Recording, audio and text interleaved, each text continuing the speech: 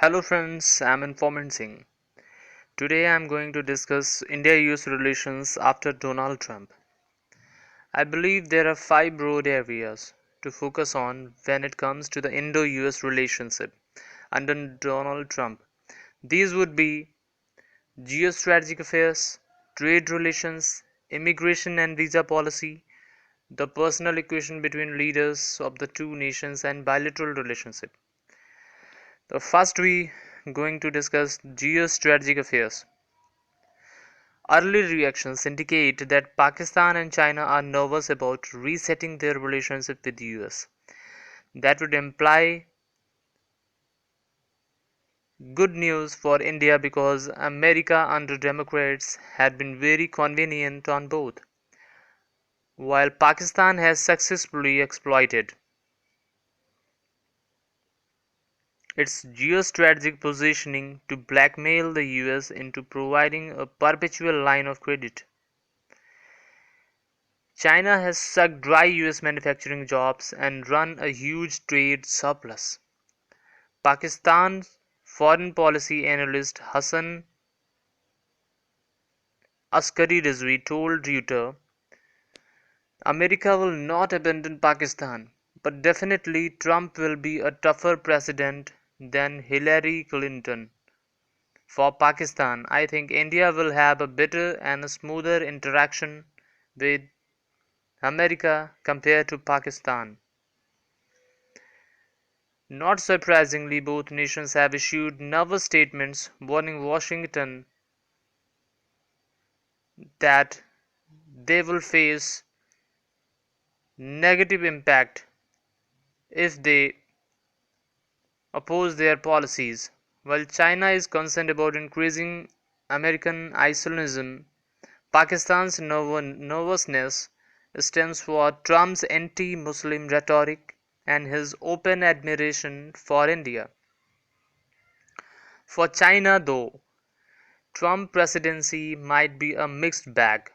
While more duties and tariffs on imports may hit China hard, at a time when its domestic economy is grappling with a slowdown and bursting of a credit bubble, still looms a Damoclean sword. It would be heartened by Trump's assertion that he intends to reduce America's interventionism in global affairs. That means American submarines might not patrol South China Sea any longer.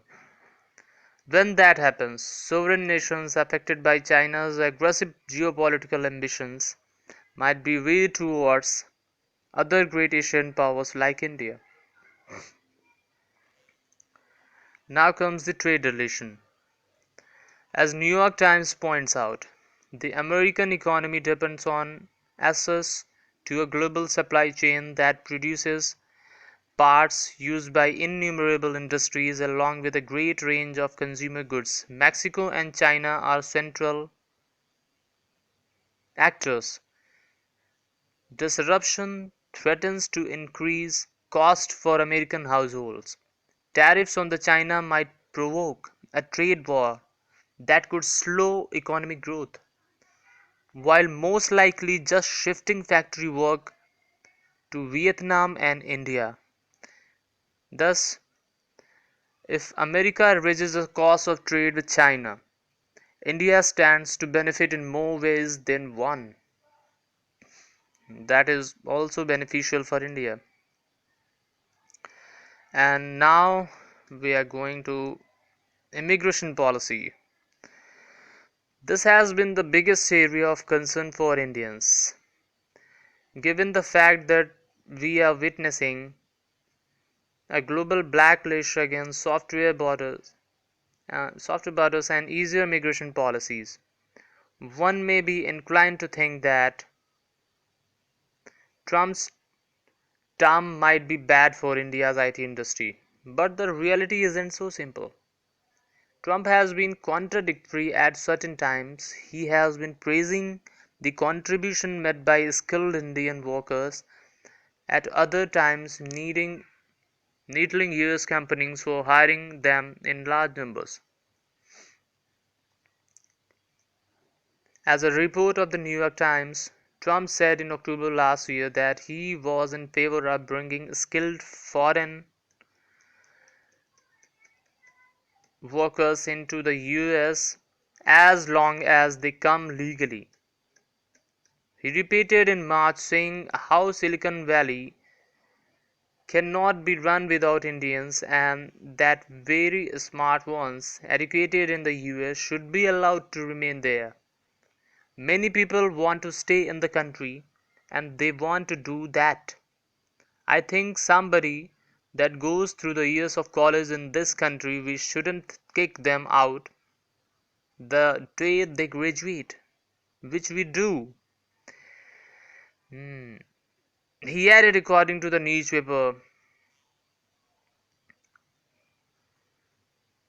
yet he has also canvassed for increasing the H-1B visa fees to persuade US companies into hiring domestic workers.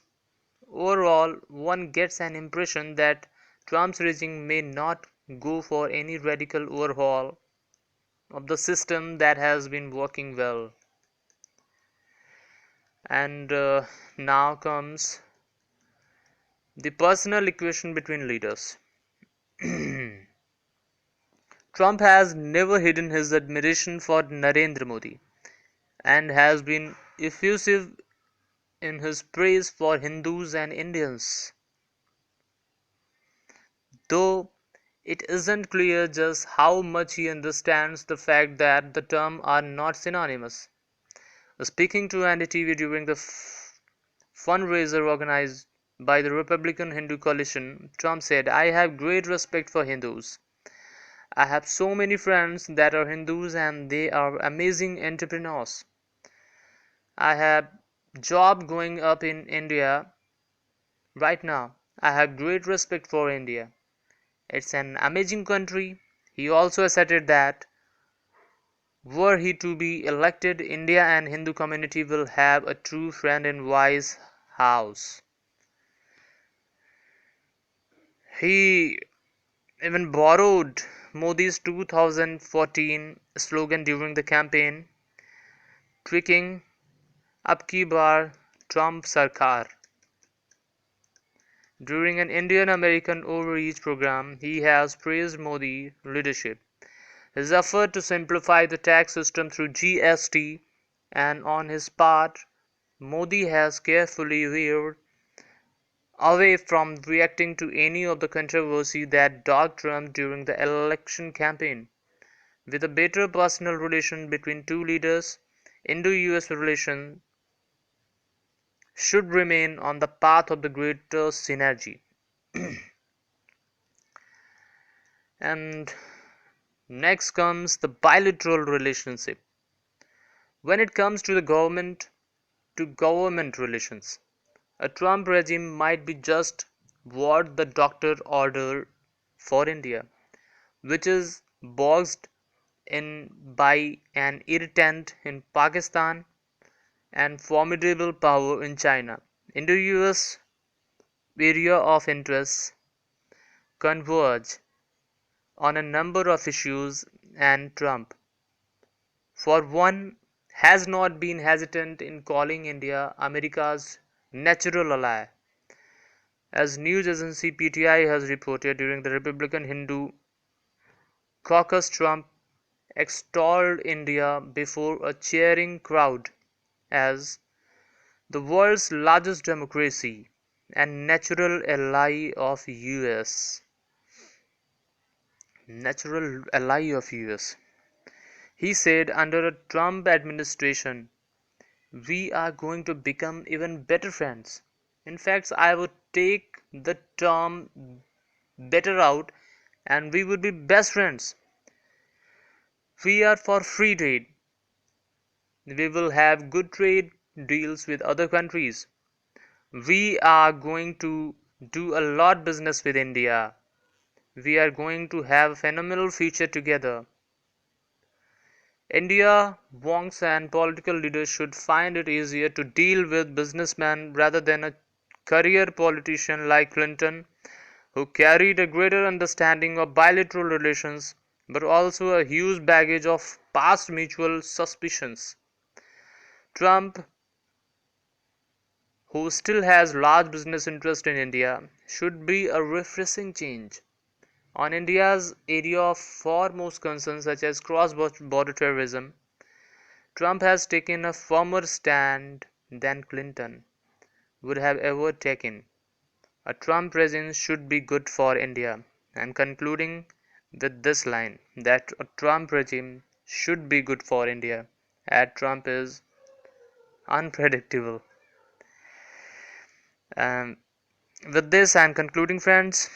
And if you like my video and want more, you can subscribe my channel by clicking on the lower right side on the subscribe button. You can also click on the logo on the upper left side of my video. Thank you very much, friends. Whatever you think, you can comment on the comment box, and if you like, you can like the video.